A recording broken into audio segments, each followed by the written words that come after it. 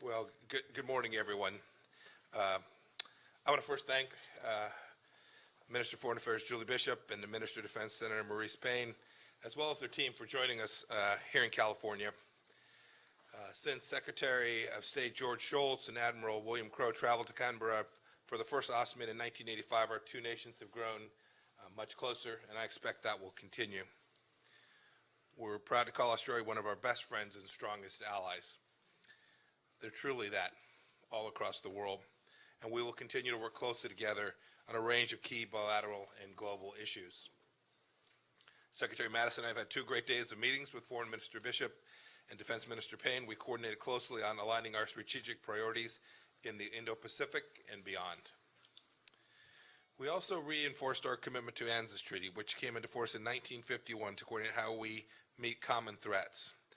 I'll let Secretary Mattis speak more directly on our shared security efforts, but I can say that on that front, our cooperation and our efforts and our alliance is rock solid.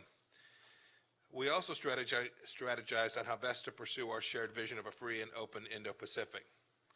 Both of our countries will continue to work with like-minded partners to protect freedom of the skies and seas, to promote market economies, to support good governance and liberty, and to insulate sovereign nations from external coercion.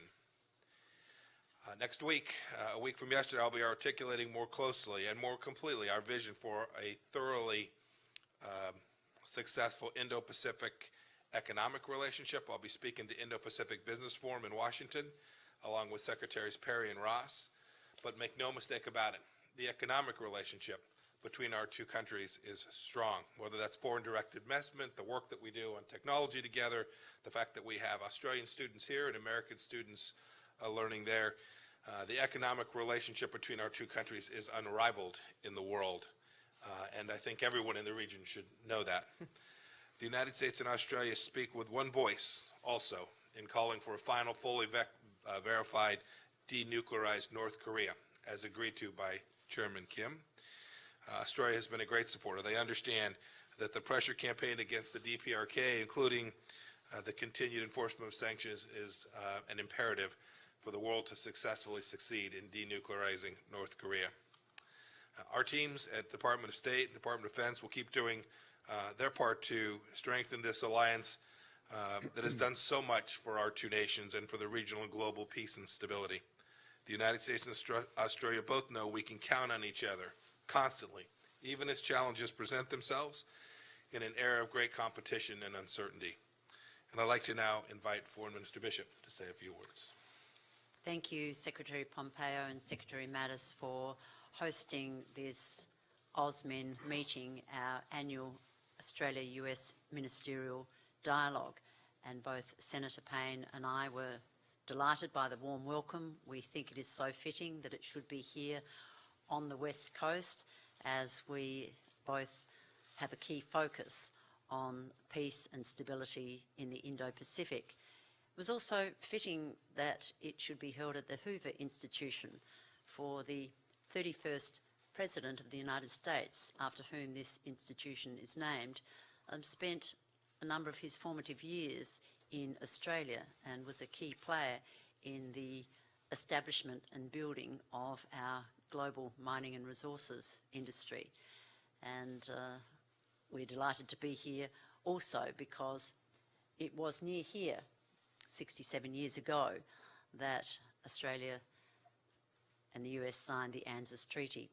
So this is an opportunity, and has been an opportunity, for us to confirm the strength and the steadfastness of our relationship. We reinforced our collective commitment to the alliance, and we spoke about ways that we can continue to work together. We have a similar view on so many regional and global issues, and we are aligned in so many important ways. Ours is a partnership about promoting stability and security and prosperity in our region, and we discussed ways where we can continue to work closely together to enhance that commitment, including in economic engagement. We're certainly looking forward to your upcoming speech on the US's engagement, economically speaking, in the region. Over 2 days and 5 working sessions, we covered a lot of ground, and we have produced a fact sheet which sets out our joint work plan. These meetings are great opportunities for us to reassess our priorities and then confirm what work we're going to do together in the future. A key focus of this Osman was our commitment to the Indo-Pacific, and this is arguably the world's most dynamic region. There are many opportunities, but also many challenges. The United States is the global bastion of freedom and democracy, and the great appeal of the United States, and one of its undoubted strengths, is its network of alliances and partnerships around the world. And so, as allies and partners, we discussed ways that we can work more constructively with countries in our region, including the 10 members of ASEAN, with China, with Japan, with India, and with the Pacific Island nations. We did discuss challenges, and we congratulate the United States on the recent Singapore summit and your efforts in bringing stability to the Korean Peninsula, and we certainly back your efforts in that regard. We discussed Middle East conflicts, we discussed our work together in countering terrorism, we discussed foreign interference, the cyber challenges that we face. We also discussed many great opportunities for greater trade and investment. Our two countries are already strong trading partners. The United States is one of our most important, if not our most important, economic partner, given the level of investment that the United States makes in Australia, as well as our trading relationship. We enjoyed very much working with you. We're looking forward to a deep engagement over the next 12 months as we lead into Osman 2019, when we will host you in Australia. Thank you. Well, thank you, ladies and gentlemen, for being here with us this morning. I was honored to join Minister Bishop, Minister Payne, Secretary Pompeo as we concluded our 28th Australia-United States ministerial talks. And the talks were an excellent opportunity to bolster our relationship, in my case, the security relationship, and to reaffirm our steadfast alliance and close collaboration. In these past 12 months, we have strengthened our defense cooperation in many tangible ways, finalizing our respective national security and defense strategies to address shared threats and increasing our coordination of joint capabilities development. We've enhanced our interoperability and our cooperation in the region through Exercise RIMPAC and numerous other exercises, and that's continuing our 100-year tradition of teamwork, or mateship, as our friends from down under call it. Minister Payne and I signed a cyber memorandum of understanding to enable our countries to perform research and development and together advance our combined cyber capabilities. And our Marine Rotational Force in Darwin will reach the previously agreed upon number of 2,500 on a timeline determined by our host nation partner, Australia. These actions, to borrow a phrase from Minister Payne, demonstrate that the United States and Australia will walk the walk in the Indo-Pacific. We share the same strategic goal to ensure a free, open, inclusive, and prosperous Indo-Pacific, where nations large and small are respected and accorded the protection of international law. The joint work plan we put forth today will help bring this goal to fruition with concrete steps to enhance U.S.-Australia cooperation across our governments by further integrating our combined military operations and committing to step up U.S.-Australian coordination and engagement across the region, including the noted Pacific Islands. Regarding North Korea, we will keep the pressure on the regime's denuclearization through the enforcement of the UN Security Council's international sanctions, imposed with the Security Council's unanimous backing to prevent ship-to-ship transfers of energy supplies. We have also partnered on defense innovation. There, we will explore all opportunities for deeper defense industry collaboration now that Australia is included in the U.S. national technology and industrial base. Overall, our discussions furthered cooperation on these and more issues, strengthening our response to various security challenges. Ministers Bishop and Payne, thank you for your candor throughout our discussions and openness only possible between loyal and trusted allies. And Australia has been an unwavering friend, standing with us through thick and thin. And it was demonstrated by being the first ally on the ground beside us in Afghanistan following the 9/11 attack on America, an attack that cost 11 Australian citizens their lives during the hit on New York City. And we do not forget the families of your soldiers, fellow ministers. We don't forget the families of your soldiers who have fallen alongside us. I'm confident our enduring and unflappable mateship will continue to grow and flourish for another 100 years.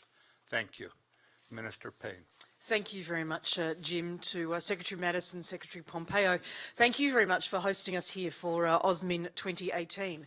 I also want to thank our teams who have worked enormously hard to put this together. These things don't happen out of the clear blue skies, so the effort that has gone into that we very much appreciate. Fair to say we all feel very secure as well, so thank you very much for that support. I want to acknowledge both my friend Ambassador Joe Hockey and my friend Chargé James Caruso for their support for AUSMIN 2018 as well. This is my third AUSMIN, and it's particularly good to be here in Palo Alto. Jim, I can certainly understand why you loved it here so much, or why you do love it here so much, in fact. But importantly for us, and part of our discussion today, it's also a region that is synonymous with innovation, with collaboration, with US ingenuity and leadership.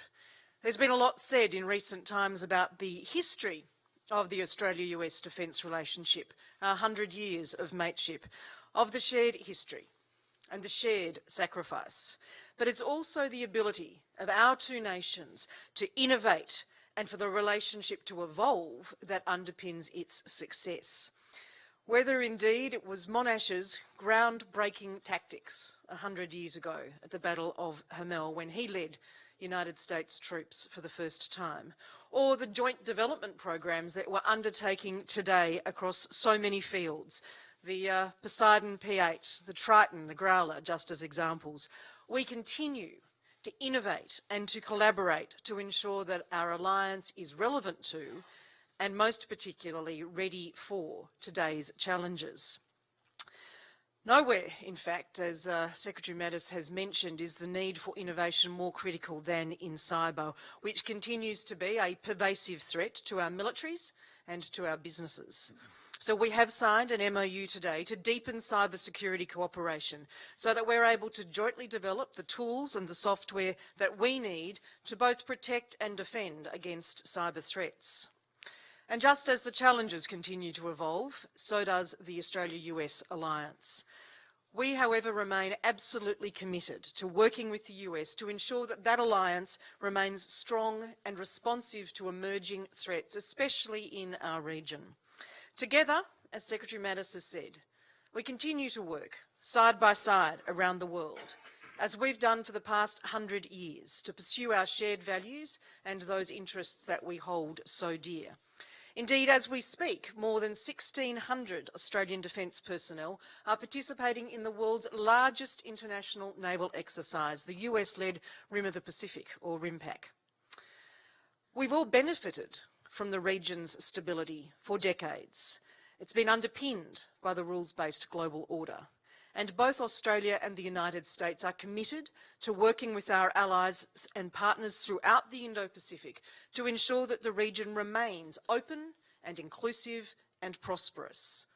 And we agreed this week that we will further our cooperation to promote the security, the stability and the resilience of our Pacific Island neighbours as well. Whether it's through exercises with our allies and partners or building regional capacity to respond to what are shared challenges of counter-terrorism, of humanitarian disasters or maritime security, there is much that Australia and the US do together and can do together to strengthen the security of this region. In relation to North Korea, we are very clear that we're committed to strengthening cooperation to achieve the final, fully verified denuclearisation of the DPRK. and of keeping a focus on sanctions enforcement as well. We also discussed the potential repatriation of personnel missing in action from the Korean War following the historic Singapore summit. Australia has 43 personnel missing in action in the demilitarised zone and in North Korea. Their unknown fate continues to be a source of pain and mystery to their families. We've provided dental records and DNA information from Australia to assist in the identification of any remains that may be provided to the United States. This remains a challenging process, but a very, very important one. I'm sure there are still hurdles to come in that process, but I do want to thank the United States particularly for their assistance. Not that we're necessarily into quoting each other back and forth, but the Secretary did say in our bilateral yesterday that this is a relationship that is never taken for granted, and it is a sentiment very deeply held by both sides. Let me again thank both Secretary Pompeo and Secretary Mattis for hosting us here today, and as Minister Bishop said, we look forward to seeing you in Australia for AUSMIN 2019. Thanks, ladies and gentlemen. I believe we'll start with Fox News, Claudia Cohen. Thank you very much. Thank you for your comments this morning. I have a question for Secretary Pompeo and a follow-up with Secretary Mattis, if I may. Secretary Pompeo, I know you're testifying on Capitol Hill tomorrow about the Helsinki summit. What is your understanding of the agreements that were made between President Trump and President Putin there? Have you met with the president to discuss those agreements? And have you seen any change in behavior by the Russians that warrant a second summit invitation in Washington? Do you think that's a good idea? And then Secretary Mattis, sir, have you been asked to prepare options for working with the Russians in Syria? And do you have any concerns about doing so? Thank you. Thanks for your question about the U.S.-Australia relationship. I appreciate that. Yes, look, I've spoken to the president about the meeting that he held with President Putin, and I was part of a larger discussion as well. I've spoken to to Foreign Minister Lavrov following that, and the president's been clear about some of the things that were agreed to. We're going to begin to put together a business council. There'll be places we'll start track two processes. There were many things that came from what I view as an incredibly important meeting between President Trump and President Putin, one that I think the world will have benefited from when history is written. I am looking forward to testifying tomorrow. We'll testify about a lot of things, including the relationship between the United States and Russia. But I think one of the things that gets lost is the determination that this administration has had in pushing back against Russian malign behavior around the world. It is unequaled in the history of the United States in terms of when there was a post-Cold War conflict between the United States and Russia, how firm this administration has been in pushing back against those threats. And I look forward to testifying about that tomorrow as well. Jim? Yeah, in regard to Syria, what we do with the Russian Federation is we deconflict our operations. We do not coordinate them. We deconflict them in time and in space to make certain along the deconfliction lines we are not creating hazardous conditions. But we will not be doing anything additional until the Secretary of State and the President have further figured out at what point we are going to start working alongside our allies with Russia in the future. That has not happened yet, and it would be premature for me to go into any more detail at this point because we're not doing any more than this. The next question goes to Cam Stewart from The Australian. Thank you. Secretary Pompeo, Minister Bishop has recently expressed concern about China's creeping strategic and economic influence in the South Pacific. I wonder what you think about this and how the US intends to respond to this. Are you concerned by this? And Secretary Mattis, US Congressman Joe Courtney recently said he'd like to see Australia conduct a unilateral freedom of navigation operation in the South China Sea within 12 nautical miles. While respecting that that is Australia's decision, would you, as Defence Secretary, like to see Australia do such a thing? And finally, to Minister Bishop, the Australia-US alliance is very strong today, but Donald Trump has proved to be a transactional president when it comes to some close allies. Are you confident that the alliance could withstand any buffeting from an unpredictable president? Well, I feel compelled to answer your third one too, but I'm confident Foreign Minister Bishop can handle that. Let me speak to, we spent a lot of time over the course of the last 2 days talking about how to maintain a free and open Indo-Pacific. That threat emanates from lots of places. Certainly China poses concerns there. And we talked about all the various elements of power, economic, diplomatic. You talked about freedom of navigation. I'll let Secretaries Mattis and Secretary Bishop speak to that a little more directly. But I don't think anyone should underestimate the United States' continued commitment to this. We do it in different ways. We're a democratic society, so our power is projected in ways that are unique and different from the way that countries that aren't so free and democratic project their power. And I think the South Pacific, like most places in the world, understand the enormity of having an American ally, the enormity of having a country that consistently over decades projects the democratic values, the human dignity that comes with having an American partner is different from having partners that aren't quite that way. And I think over time that will ultimately prevail, not only in the South Pacific, but all across the world. I think the capacity of America as a partner to inspire and to create a place where we value our partners in a way that is continuous and noble is unique in history, and one that I think the world fully appreciates. Jim? Well, we're totally aligned, Australia and the United States, with what we want as an end state in the Pacific, and that is, of course, the free and the open Indo-Pacific, where nations large and small are treated with respect for their territorial integrity, for their sovereignty, their sovereign decisions.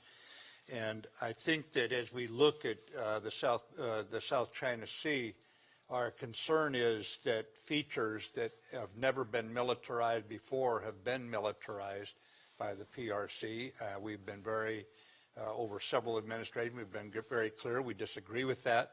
But as far as freedom of navigation decisions by Australia, that's a sovereign decision by a sovereign state, and we coordinate, collaborate across the realm in terms of our military exercises, our military operations, and right now we'll just leave that decision with the people of Australia, which is exactly where it belongs.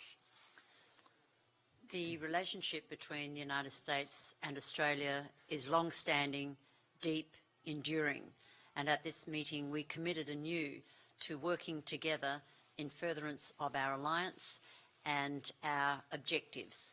We are committed to an open, prosperous, inclusive Indo-Pacific.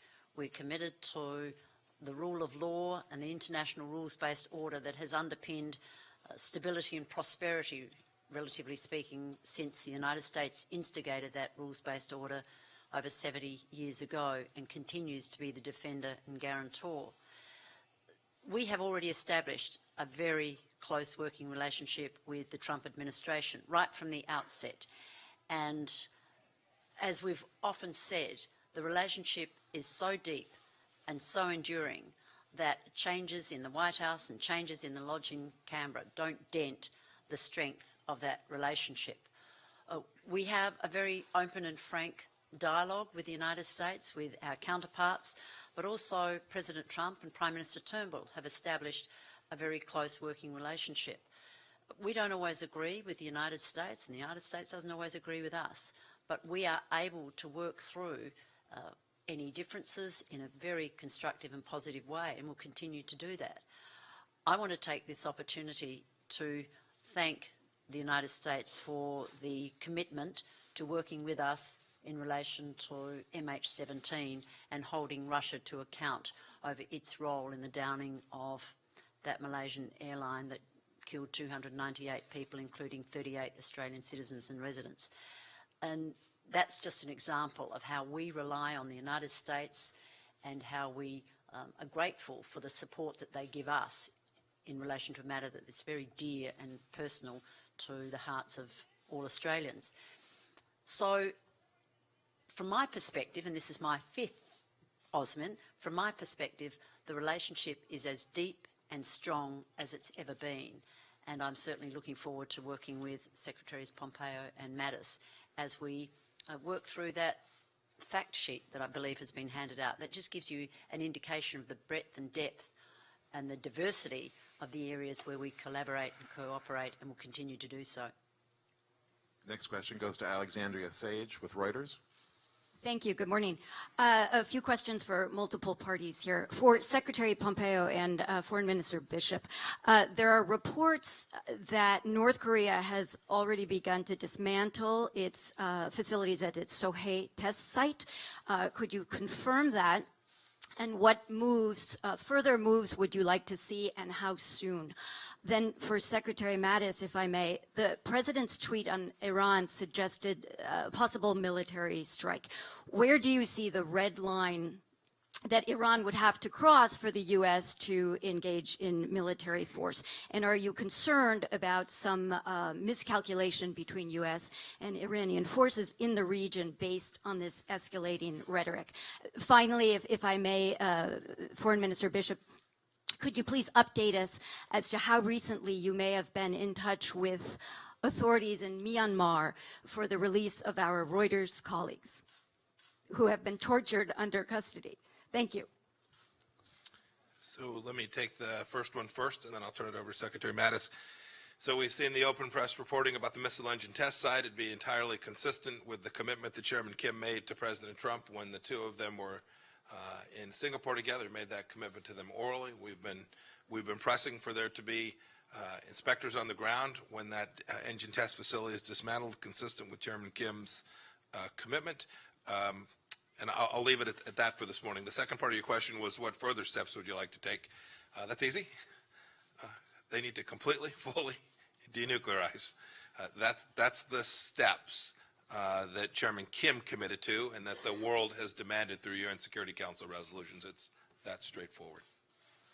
Yeah, on Iran, I think that what we have to look at is the destabilizing influence that Iran has consistently portrayed and demonstrated throughout the region.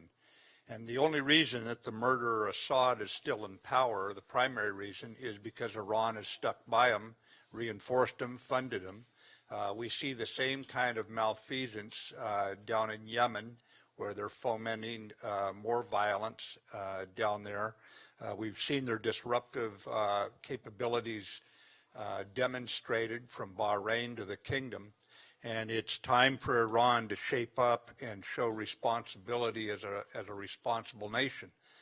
It cannot continue to show irresponsibility as some revolutionary organization that is intent on exporting terrorism, exporting disruption across the region.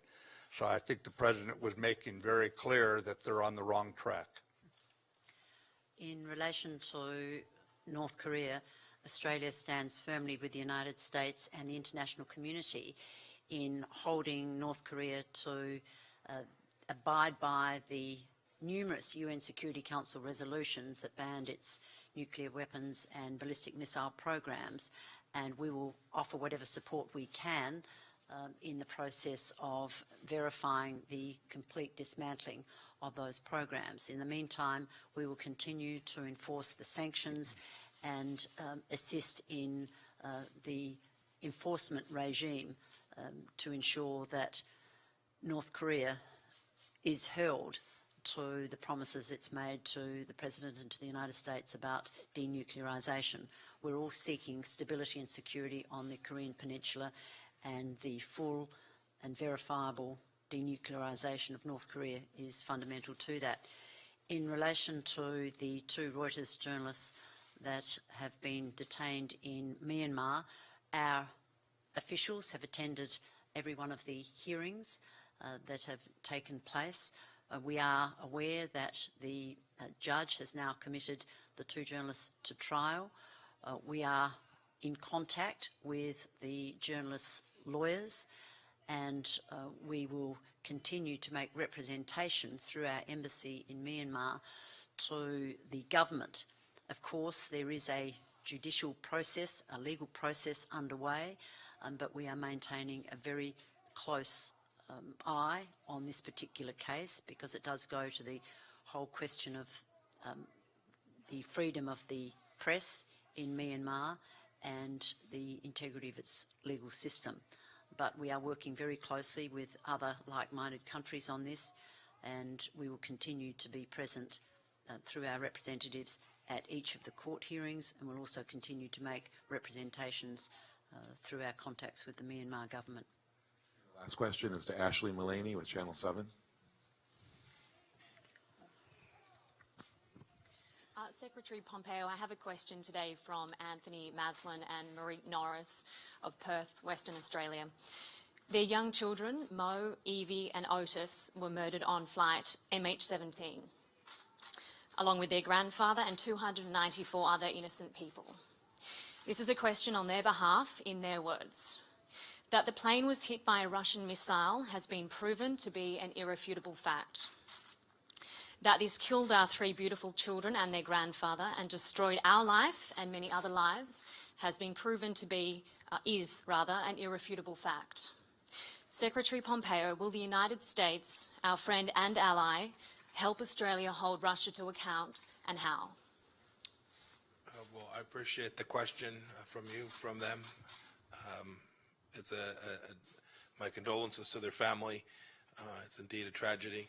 The United States has already been a great partner for the Netherlands and for Australia in trying to identify who shot down this plane. We need the Russians to continue to be held accountable for that. We take this matter seriously, and we committed over these last 2 days, as we have for the last months, to continue to support every effort through the Joint Investigative Team to hold the perpetrators for this heinous activity accountable. You have America's support in that, and will continue to do so.